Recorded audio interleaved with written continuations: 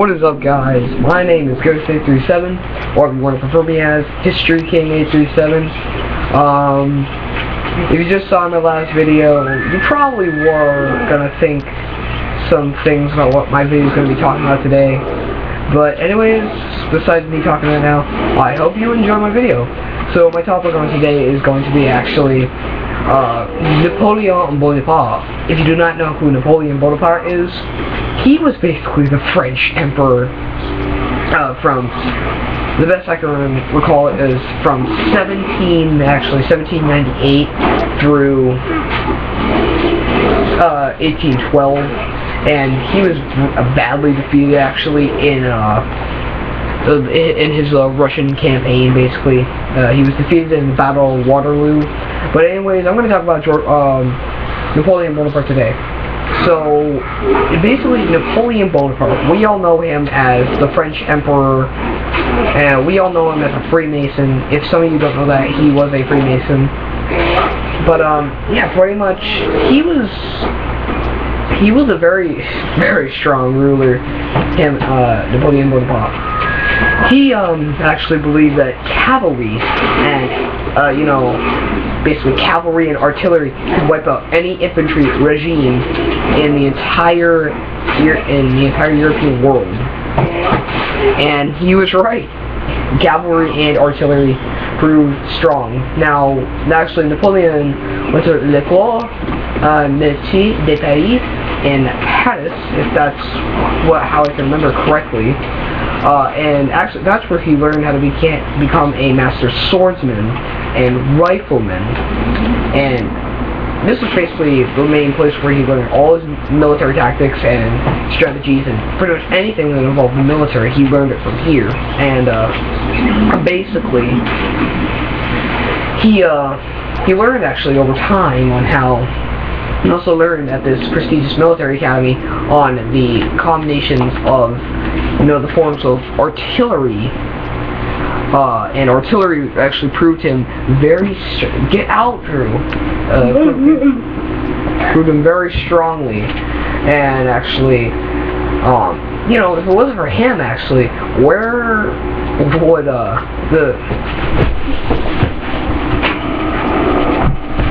would we kind of be without our stripes of, I'm sorry about that, just building my little brother, he's fucking annoying. But, anyways, I mean, where we have our concepts of artillery, cavalry, and infantry of the Grande Armée without Napoleon Bonaparte. Now, Napoleon Bonaparte, one of his greatest victories actually was in his campaign in Austria in 1805 December in Austerlitz, Austria. Now what happened was in 1805 on a hill in Austerlitz there was a large Russian army of 72,000 men and an Austrian army all preparing to face on Napoleon. Now, one of Napoleon's tactics he loved to use was bait and bash. If you don't know what that tactic basically is you bait your enemy in, and when the right moment comes, you strike. Now, this is what exactly Napoleon used as a tactic to fight off his enemies. Now, wait a minute, what?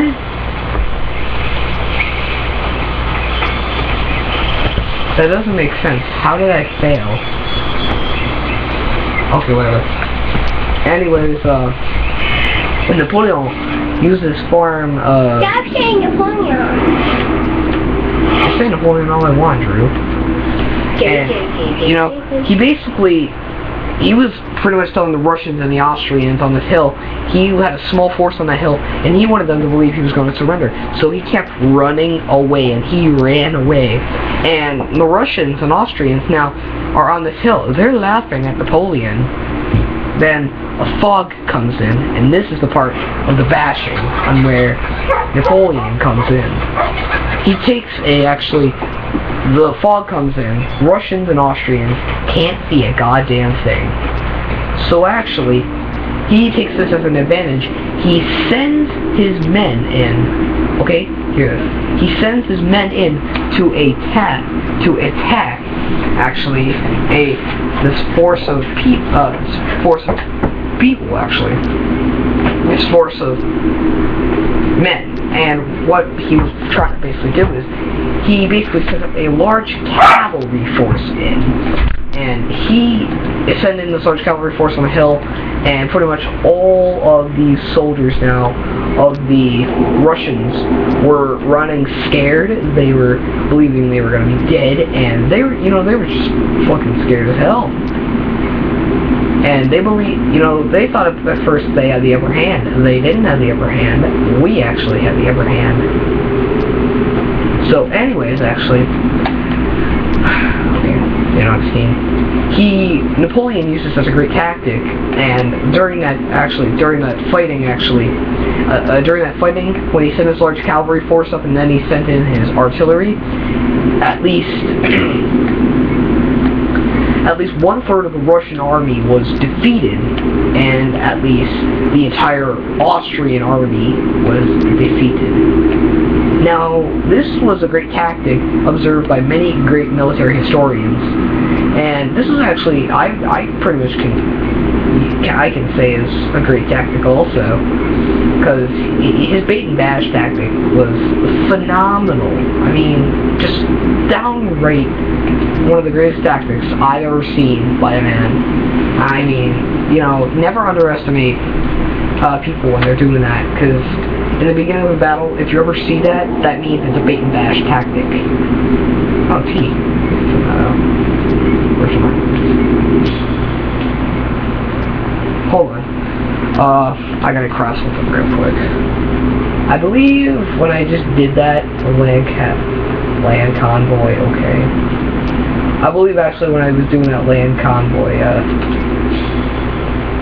yeah, I lost one of the convoys, so I gotta get it back. There. People are saved, everybody's happy. Beep. That's what happens when you lose your convoys.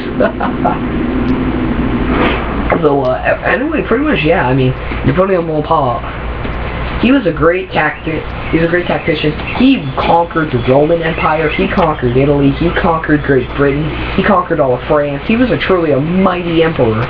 He pretty much ruled with a steel fist. I'm going to say steel and not iron. Why? Because iron rusted. I'll just say that, yeah, he did rule with an iron fist, because iron does rust, and that's basically what happened to Napoleon. He was strong as iron, but then he rusted out, and he got beat.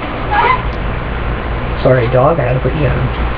And that's pretty much what happened to him. Now, if you don't know what I was talking about earlier about the Russian campaign, this was what happened. He went into Russia, thinking that he was underestimating it and that he could pretty much conquer anything. He had sent in him with also 1 million men of the Grand Armée to pretty much conquer Russia. This was a bad tactic. I mean, not tactic, but this was a bad move. Why? Russia at the time was a cold place. It was a pretty hard place to conquer. And basically, what happened was, in the fighting, well, not in the fighting, but Napoleon, he went into Russia, and he went in 1812 and he left in 1812, because what was going on in Russia was, there was, 6 feet of snow, it was snowing hard, there were bitter cold winters. Russia was not a place you wanted to be in during these times. And if you were in here, actually, during these times, it would be pretty hard. Oh, are you kidding me? He's a British soldier. And also, so yeah, Napoleon went in with confidence. He went in with 1 million men, but came out with less than 25,000 after the Russian campaign. And he was beaten the Battle of Waterloo, and this was a crushing defeat for Napoleon. And actually, here's the funny thing about Napoleon. I'll just say this one last thing and end the video. In 1803, actually, what's significant about this year? Thomas Jefferson, does a famous thing called the Louisiana Purchase, and what that did was pretty much, he bought 2/3 of the United States. But here's the thing. When we were going to buy it, Napoleon Bonaparte declared that land was nothing but a marshy, pretty much disgusting piece of land, and that the French didn't want it. So he pretty much gave it to the United States. And pretty good move by him, I suppose, because he pretty much gave us 2/3 of the land. So thank you, Napoleon. So pretty much, guys, after this fight, I'm gonna wrap up the video. But if you watch this video about Napoleon Bonaparte, thank you very much. Napoleon was a strong leader, not that cruel, but he was strong. So yeah, thanks for watching, guys. Please comment, rate, subscribe. No negative comments. Have a fantastic day.